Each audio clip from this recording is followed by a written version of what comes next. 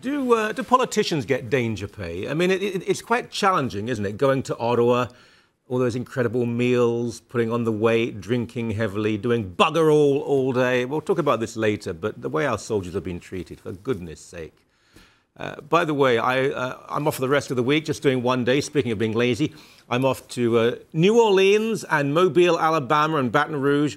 Can you imagine me in the Deep South? This should be really great fun. Not sure if I'll come back or not, but we'll have to see about that. But Ryan Doyle will be here in my place. By the way, have you heard all this nonsense about the murderers in Boston weren't given their Miranda warnings? During the shootout and the grenades and the stun grenades and the fear, they weren't read their rights. And now the usual ugly coalition of leftists and lawyers and pedants are saying, oh, this, yeah, you should be read your rights if at all possible. But were the victims of the bombing, were the victims of these monsters, were they read their rights before they were murdered?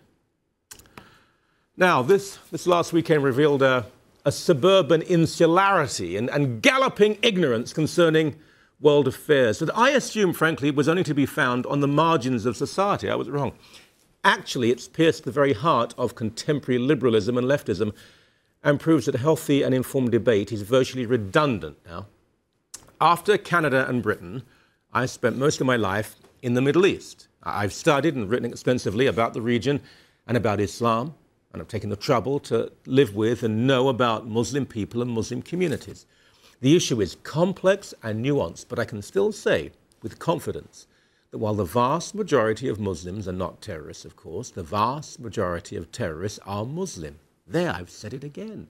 And I repeated it as yet more Islamic murderers were killed or arrested for slaughtering innocent people just a few days ago, leading, this was great, leading to numerous people over the weekend on Twitter and Facebook calling me a racist, screaming that I was an idiot.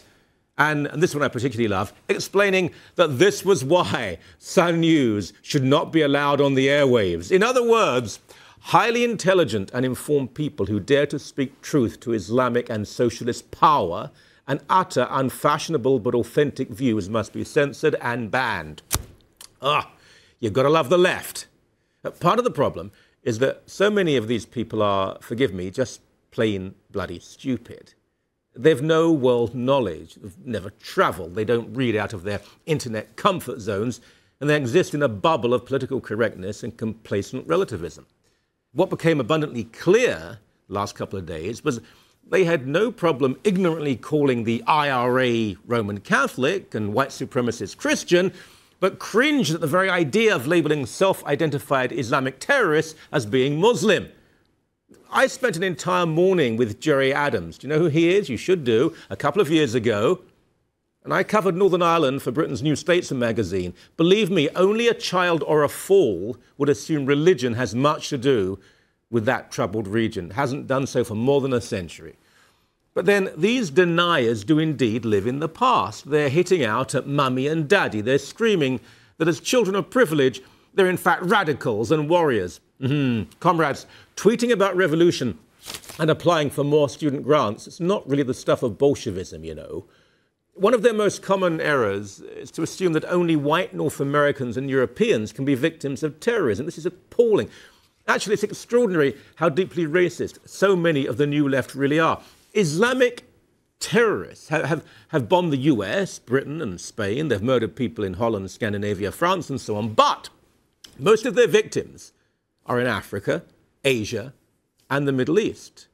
Lenny liberal, Lucy leftist, hello again. This is where people not quite like you live, you see. But just because they're not quite like you, it doesn't mean they don't matter. The week before the Boston massacre, there were more than a dozen Islamic attacks in Pakistan alone. More than 20,000 attacks since 9/11. Countless dead, more maimed. We haven't even mentioned blasphemy laws, Sharia oppression, homophobia, misogyny. Play with your toys of fear, fantasy, and foolishness, my children, but one day you're going to have to grow up.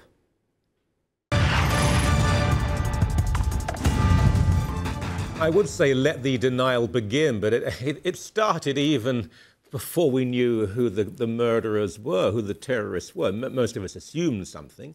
from evidence. It didn't come out of the blue. It was an informed speculation, but we're told, don't you dare do that. You mustn't do that. Bill Maher, by the way, I have to say, I mean, I've got limited respect for that man, but he was willing to say, I won't repeat the phrase, but on his own show, there was this typical bleeding heart, absurd, very left-wing professor who said, all religion can produce violence and terror. And Bill Maher just said that that's just liberal BS, but he actually said the word, and good for you, Bill. We know where this came from. Now, Robert Spencer, the great Robert Spencer from Jihad Watch, he's an author. Please Google him, go to his website. He joins us every Thursday. I'll be away on this Thursday anyway, but we wanted to have him on this Monday because he's the man to talk about this issue. Robert, were you in any way surprised when the identity of these two mass murderers came to light? No, not in the slightest, Michael. There were so many indications. For one thing, before we knew who they were, we knew that the bomb had been made according to the exact specifications of a bomb that is described in Al-Qaeda's Inspire magazine, and that the way that the bombs were set, so that there would be, I believe it was 20 seconds apart, and people would run from one explosion toward the other and maximize the carnage. That's the idea. That was also set forth in the same Al-Qaeda magazine, Inspire, and Inspire called upon Islamic jihadis to hit sporting events. So I would have been much more surprised if it had been some sort of a non-Muslim terrorist. Mm. The identity specifically, though, beyond their religion of these two guys, what is most worrying, not frightening, we mustn't be frightened of this, but we must be concerned, is that they seem to have been assimilated, at least from one of them, what we've been told so far, into mainstream American society. We have to then ask the question, can anyone of a deep Islamic faith be assimilated into North American and European society?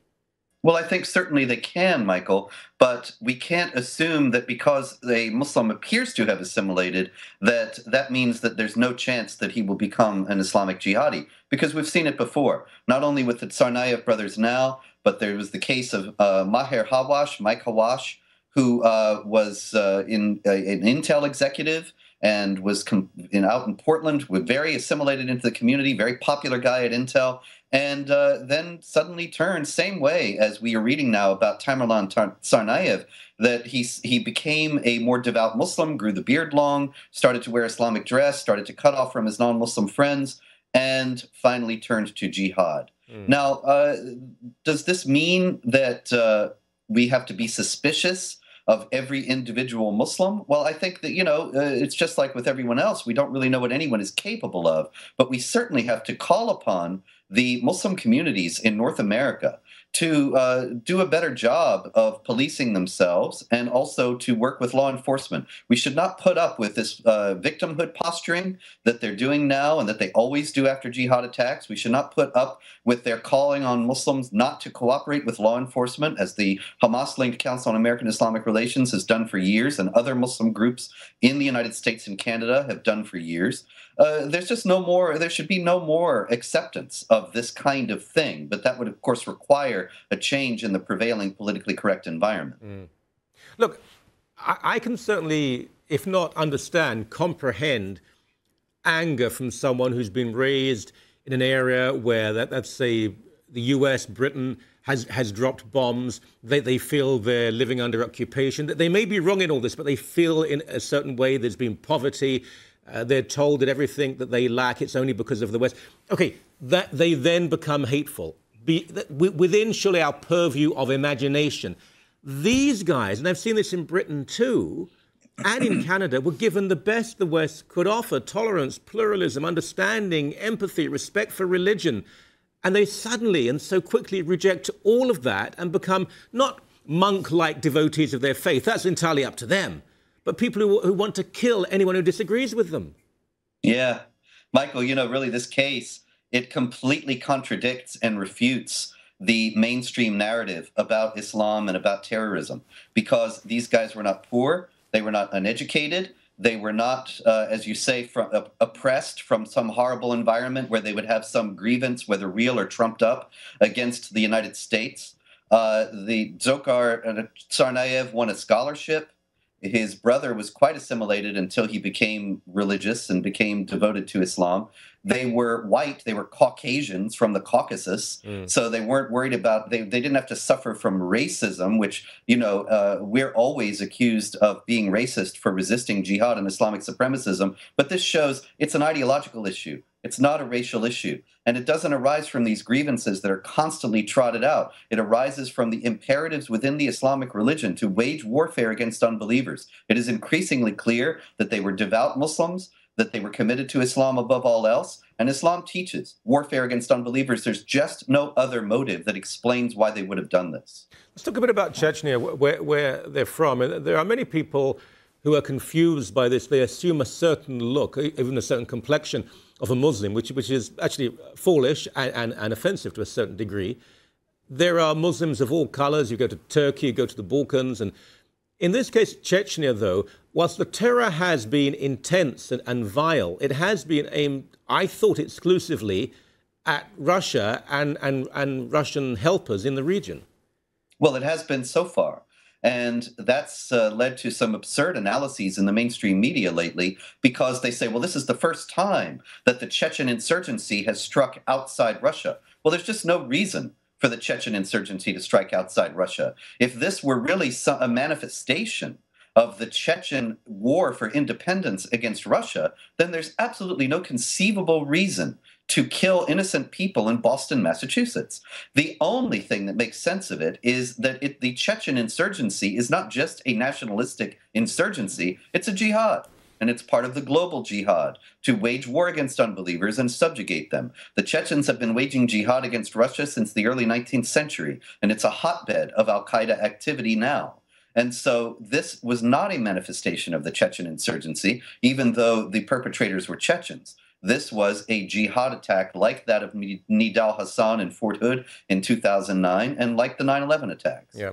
And as you know as well as I do, in the Caucasus, there are many Muslims who want to be part of a modern society, and they are just as much victims of these lunatics as are Russian Christians. It's hatred for anyone who doesn't agree with every interpretation that these people have of Islam. Robert, it's always so enlightening to have you on the show. You'll be back on Thursday with Ryan Doyle. I will be away, but I'll see you next week. Thank you very much indeed. Thank you, Michael. Always a pleasure.